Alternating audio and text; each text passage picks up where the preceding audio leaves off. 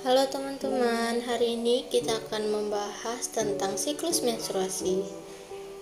Apa itu siklus menstruasi? Apa itu menstruasi? Bagaimana prosesnya? Mari kita bahas. Menstruasi adalah peluruhan lapisan rahim atau endometrium yang menyertai pendarahan dan terjadi setiap bulan kecuali selama kehamilan. Menstruasi bulanan disebut siklus menstruasi. Menstruasi biasanya terjadi pada usia 11 tahun dan berkelanjutan hingga menopause sekitar usia 45-55 tahun. Menstruasi biasanya berlangsung selama 3-7 hari.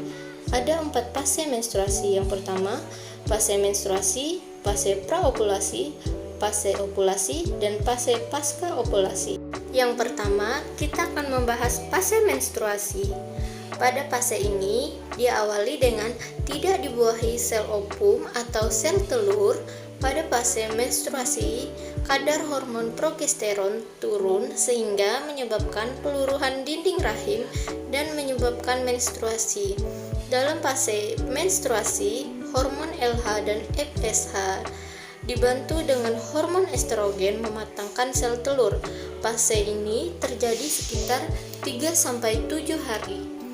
Yang kedua, kita akan membahas tentang fase praovulasi.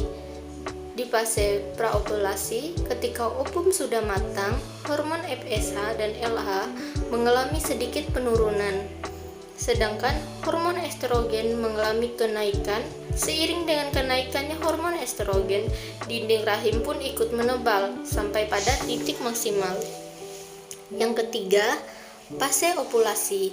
Pada fase ovulasi, pada saat dinding rahim telah mencapai titik maksimalnya, hormon estrogen mengalami penurunan.